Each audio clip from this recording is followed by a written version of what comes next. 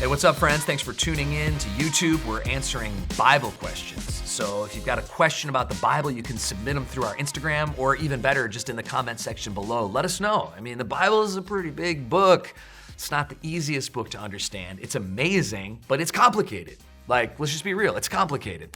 And so we've got some questions from some of our friends at Cornerstone, but whoever you are, submit your questions. And here's the next one.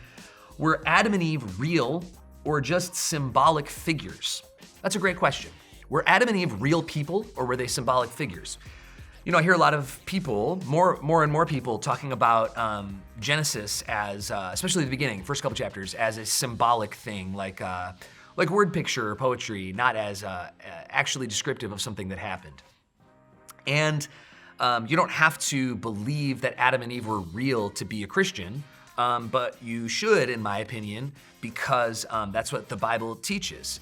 And the Bible goes out of its way to talk about God creating man and woman in his image. It says in Genesis 1:27. And that's really important. It wouldn't be as important if they were just symbolic figures, which they weren't. They were real people that actually lived. And sin and death came through these people when they ate the fruit in the garden. I'm sure you're familiar with the story. They were tricked by the devil. And this isn't just a story. It isn't just something Moses wrote to picture evil. Oh, it's like a story. This really happened. And God created this garden. He created these people. And he made the people to look like him. They weren't just symbols. They were real people. And in Romans 5, it says that as sin came into the world through one man, and death through sin, so death spread to all men because all sinned.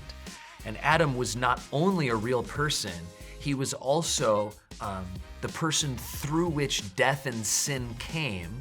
And when Jesus came, he became the second Adam through which life and health came. And so many things about Jesus are the antithesis of the Old Testament counterparts. And Adam was not just a symbol, he was a real person who had a great situation going on. He was walking around naked in the garden with his wife, naming animals, a pretty easy job, crushing it, eating fruit, hanging out by rivers, whatever they were doing, and he sinned, and we all would have sinned. And then Jesus Christ comes as the picture. Romans 5:14 says, death reigned from Adam to Moses, even over those sinning, even over those whose sinning was not like the transgression of Adam, who was a type of the one to come. And so in Adam, this real person with flesh and blood, he becomes a type of Jesus Christ. And that's just another amazing thing about the Bible, that you're reading it and you're like, oh cool, here's this guy Adam, and then here's his story, here's what happens. And then later when you get to Jesus, it's like the stories are overlaid as partial transparencies on the previous stories. And all of a sudden you see, oh my gosh, it's a progressive story of God and who he is. And so, yes, Adam and Eve were real. You don't have to believe that to be a Christian, but you should, because it's what the Bible says. But overall, it's not that big of a deal. I don't like getting in arguments about Genesis. I don't think it's that big of a deal. And thanks for your question. And thanks for watching.